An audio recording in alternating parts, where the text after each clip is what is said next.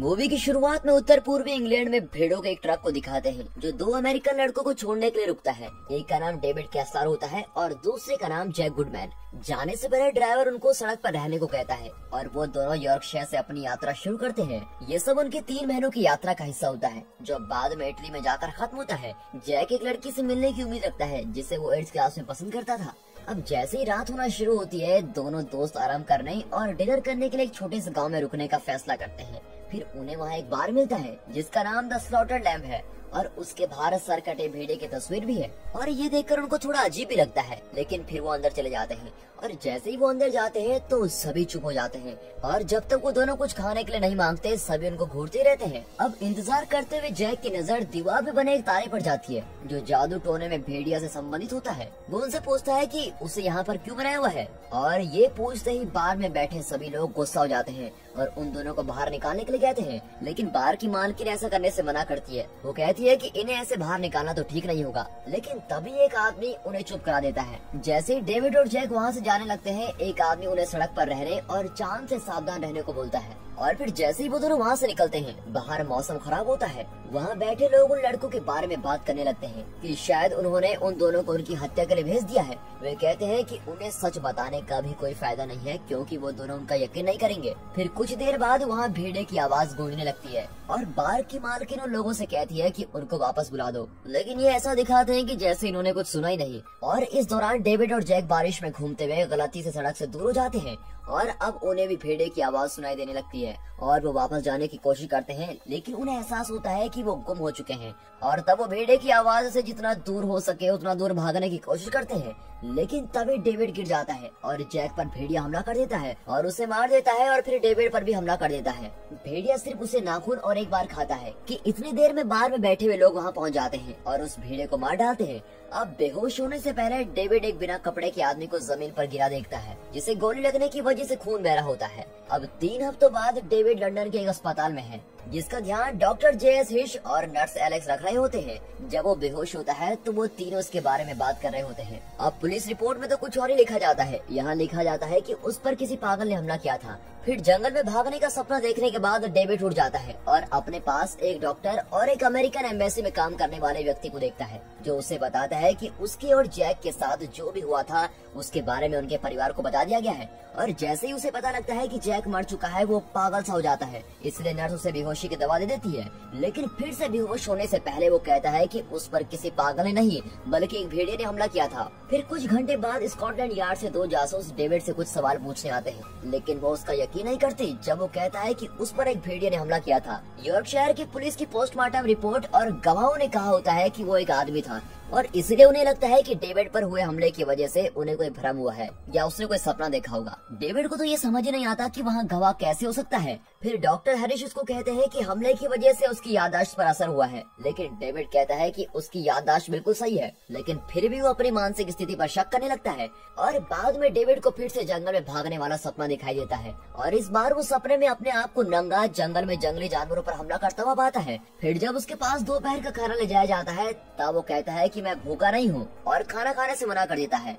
Nurse Alex उससे कहती है कि वो उसको खाली पेट दवा नहीं खिला सकती, तो एलेक्स उसको जबरदस्ती खाना खिलाती है। जब डेविड दोबारा सोता है उसे एक और सपना दिखाई देता है और इस बार वो जंगल में अपने कपड़े पहनकर भाग रहा होता है कि तभी खुद को अस्पताल के बिस्तर पर देखता है। और जब एलेक्स उसकी जांच करने आती है तो उसका चेहरा राक्षस के चेहरे में बदल जाता है। नींद से उठने के बाद वो डॉक्टर हैरिस को बताता है कि उसके सपने कभी भी इतने असली नहीं थे जितने कि अब हैं, लेकिन डॉक्टर सिर्फ उसके घाव को देखते हैं कि वो ठीक हो रहा है या नहीं और उसके सपनों को दर्दनाक यादें बताते हैं। फिर डेविड उनसे कहता है कि वो अकेले नहीं रहेगा, इसलिए डॉक्टर हैरिस उससे कहते हैं कि वो रात को उसके साथ किसी को जरूर भेजेंगे। फिर शाम के वक्त एलेक्स उसके कमरे में आती है, लेकिन जैसे ही डेविड सो जाता है उसे एक और सपना दिखने लगता है और इस बार वो अपने घर में होता है और देखता है कि कैसे कुछ राक्षस जो सैनिक की वर्दी में होते हैं कैसे सभी को मार रहे हैं और घर को आग लगा देते हैं। और फिर जैसे ही वो जागता है तो वो एलेक्स को इस बारे में बताता है, लेकिन उसी वक्त एक राक्षस वहीं खिड़की तोड़ कर आता है और एलेक्स को भी मार डालता है। अब सुबह होती है और इस बार डेविड सच में जागता है। वो अपना नाश्ता खाने लगता है कि तभी वो चौंक जाता है और उसके सामने जैक का भूत होता है। होता है जिसके ऊपर भेड़े के दिए हुए घाव होते हैं। जैक अपने अंतिम संस्कार में आए लोगों के बारे में बताने के बाद उसे बताता है कि उन दोनों पर वरवुल्फ ने हमला किया था और अब वो दोनों शापित भी हैं।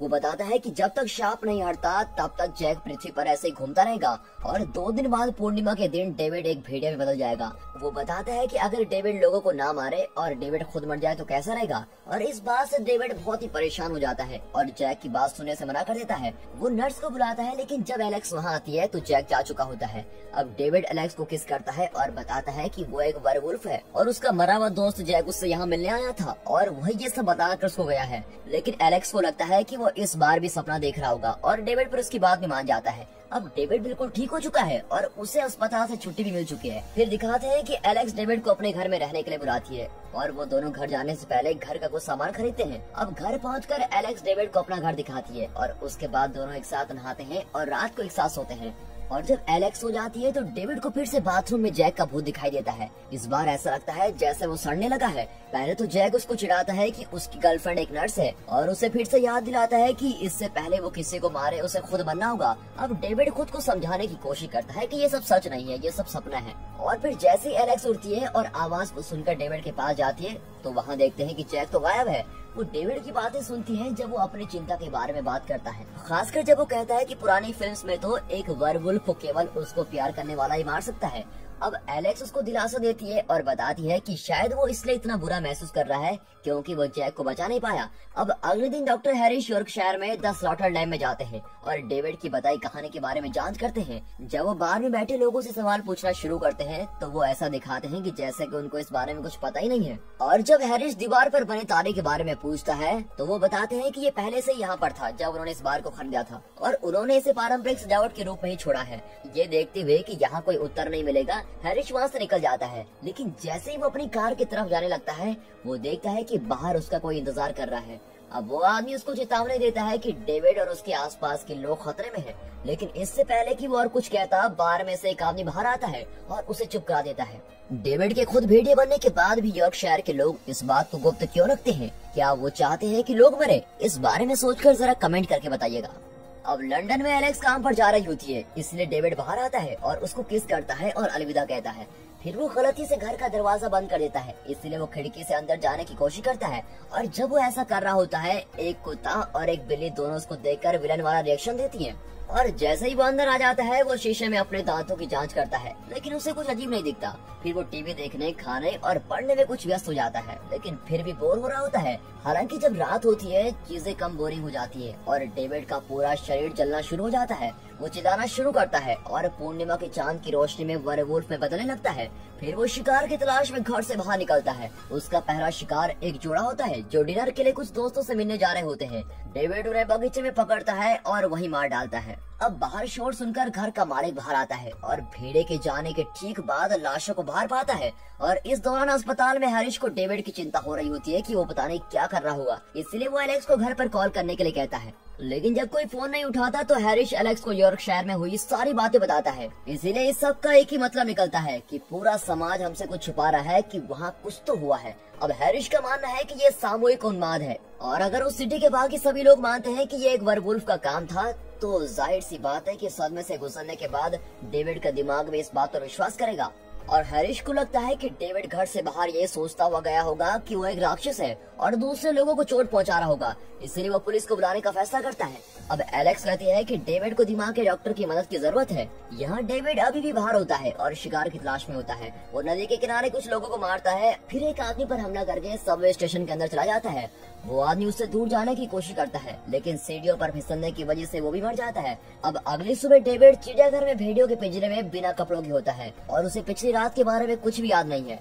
भेड़ियों से कुछ नहीं कहते, इसलिए वो आसानी से पिंजरे से भाग जाता है और जाकर झाड़ियों में छुप जाता है। पहले वो खुद को ढकने के लिए एक बच्चे से गुब्बारे चुराता है और इधर उधर भागता रहता है। फिर वो एक बेंच से एक महिला का कोट चुराता है। अब कोट पहनने के बाद वो घर वापस जाने के लिए बस लेता है और रास्ते में लोग उसको बड़ी अजीब तरीके से देख रहे होते हैं। इसी बीच में डॉक्टर हैरिस एलेक्स को कॉल करते हैं और पूछते हैं कि उससे डेविड के बारे में कुछ पता लगा, लेकिन उसने भी डेविड को कहीं नहीं देखा होता है। अब ये सुनकर हैरिस अखबार लेने जाता है जिसमें पिछली रात को हुई सभी मौतों के बारे में लिखा होता है। जब डेविड वापस घर आता है तो एलेक्स उसको देखकर राहत महसूस करती है। डेविड उसको सारी बात बताता है। लेकिन एलेक्स को चिड़ियाघर में जागने की उसकी कहानी के अलावा कुछ भी अजीब नहीं लगता। जब डॉक्टर हैरिस फिर से एलेक्स को कॉल करते हैं, वो हैरिस को बताती है कि डेविड वापस आ गया है और वो थोड़ा सा परेशान है और बहुत ही थोड़ा उत्सुक है, लेकिन पागल नहीं है। वास्तव में वो बहुत ही स्पष्टवादी है। हैरिस उसे खबर के बारे में नहीं बताता और उसे डेविड को अस्पताल में लाने के लिए कहता है ताकि वो उसकी देखरेख में रह सके। फिर दोनों अस्पताल जाने के लिए टैक्सी लेते हैं और बातें कर रहे होते हैं कि तभी ड्राइवर उन्हें कल रात की मौतों के बारे में बताता है और कहता है कि सभी शव कटे फटे हुए हैं। अब डेविड समझ जाता है कि ये उसी की गलती है और वो गाड़ी रुकवाता है ताकि वो पुलिस अधिकारी को ढूंढ सके। लेकिन एलेक्स नहीं चाहती कि वो खुद को पुलिस के हवाले करे, क्योंकि उसे नहीं लगता कि डेविड को जेल जाना चाहिए। उसे सिर्फ थोड़ी मदद की जरूरत है। लेकिन डेविड उसकी बात नहीं सुनता। डेविड एक पुलिस वाले को ढूंढता है और उसको बताता है कि उसी ने कल रात लोगों को मारा है, लेकिन वो पुलिस वाला कुछ नहीं करता। फिर डेविड पुलिस और शाही परिवार का अपमान करना शुरू कर देता है जिससे वो गिरफ्तार हो जाए। फिर पुलिसकर्मी डेविड को पागल समझता है और उसको एलेक्स के पास छोड़ देता है और सभी लोगों को भी ऐसा करने को कहता है। और अचानक से डेविड एलेक्स से कहता है कि वो उससे प्यार करता है और भागने से पहले उसे किस करता है। वो सोचता है कि उसे एलेक्स के आसपास नहीं होना चाहिए क्योंकि वो बहुत ही खतरनाक है। अब अस्पताल में हैरिस से मिलने जासूस फिर से आ जाते हैं और बताते हैं कि लैब की रिपोर्ट के हिसाब से हत्यारा कोई जानवर था। वो वादा करते हैं कि डेविड को ढूंढ लेंगे, लेकिन वो इस बात से भी इनकार कर देते हैं कि उसका इसमें कोई हाथ है। अब इस दौरान डेविड अपने परिवार को फोन मिलाता है और बताता है कि वो उनसे बहुत प्यार करता है और अब इस सब को खत्म करने के लिए चाकू का इस्तेमाल करता है, लेकिन वो ऐसा नहीं कर पाता। अपने अगले कदम के बारे में सोचते हुए उसे जैक का भूत एक एडल्ट मूवी थिएटर के बाहर दिखाई देता है जो उसे थिएटर के अंदर बुलाता है। अब डेविड उसके पीछे जाता है और जैक कमरे के पीछे बैठा होता है और अपने नए भूत दोस्तों का उससे परिचय कराने से पहले कहता है कि मैंने तुमको वार्निंग दी थी और तुम्हें कहा था। डेविड ने जिस दिन सभी को मारा होता है वो उसके सामने होते हैं और ये जैक के साथ मिलकर बातें कर रहे होते हैं कि मरने के लिए चाकू से बेहतर तरीका क्या होगा।